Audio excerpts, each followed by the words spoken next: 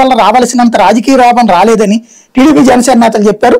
దీనికి కారణం ఏంటని బీజేపీ రాష్ట్ర వ్యవహారాల ఇన్ఛార్జీలు ప్రశ్నించారు.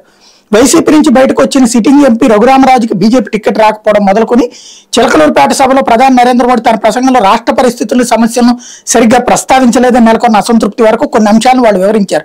విషయాలు రాసుకున్న బీజేపీ నేతలు వీటిని తమ కేంద్ర నాయకత్వం దృష్టికి తీసుకెళ్తామని చెప్పారు.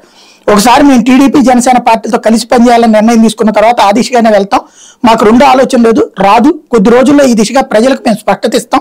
ఎలా ఇస్తామో మీరే చూస్తారు అని అరుణ్ సింగ్ పేర్కొన్నారు. రాష్ట్రంలో రాజకీయ పరిస్థితులు, అధికార పార్టీ ఎత్తులు తదితర అంశాల మీద వాళ్ళ మధ్య చర్చ జరిగింది. ఇది అపనమ్మకం అన్నటువంటి దానికి ఏమన్నా పరిష్కారం నిజంగా చూపెడుతున్నదా? అంత అపనమ్మకం ఉందన్నటువంటిది మీరు ఒప్పుకుంటున్నారా? సాయి గారు, I think these are all very valid questions. Actual గా థియరిటికల్ గా కూడా important questions in democracies.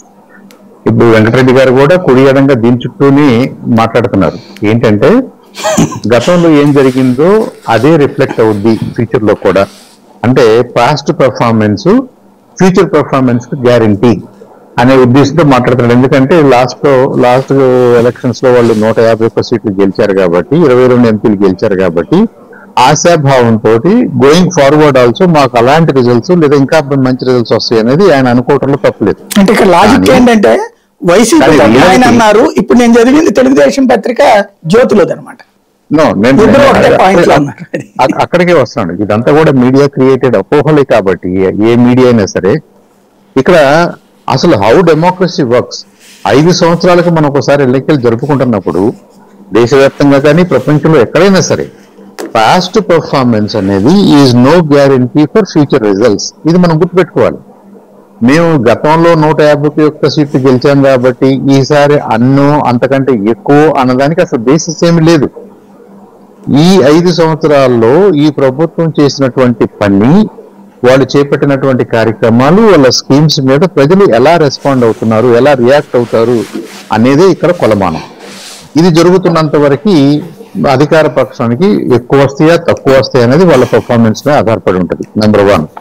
Number 2, గతంలో భారతీయ జనతా పార్టీ, జనసేన, టీడీపీ ఇంకా మిగతా పార్టీలు వాదనలు ఏమైనప్పటికీ ఇప్పుడు మారిన పరిస్థితుల్ని రిఫ్లెక్ట్ చేస్తూ గోయింగ్ ఫార్వర్డ్ మేము ఇలా చేస్తే బాగుంటుంది అనుకుంటున్నాము, ఇలాంటి ప్రోగ్రామ్స్ తోటి మేము ముందుకు రాబోతున్నాం అని చెప్పినప్పుడు ఈ పాలిటిక్స్ అనేది ఈజ్ ఆల్వేస్ హోప్ ఫ్యాక్టర్ మీద నడుస్తుంది. ఈ హోప్ ఫ్యాక్టర్ మీద నడవాల్సిన పాలిటిక్స్ ఎలాంటి రిజల్ట్స్ అయినా ఇవ్వచ్చు, పాజిటివ్ రిజల్ట్స్ ఇస్తుంది అనేది ఇంత అనుభవం ఉన్నటువంటి ఈ పార్టీల అంచనా.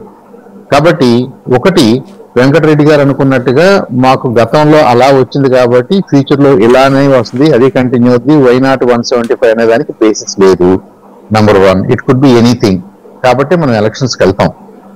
రెండోది, గతంలో మాకు ఎక్కువ వచ్చినాయా తక్కువ వచ్చినాయా, మేము విడివిడిగా పోటీ చేసినప్పుడు 3 విడివిడి నంబర్స్ వచ్చినప్పుడు 3 కలిస్తే ఆ 3 కూడితే సింపుల్ అర్థమెటిక్ పనిచేస్తుందా అంటే ప్రాబబ్లీ నాట్.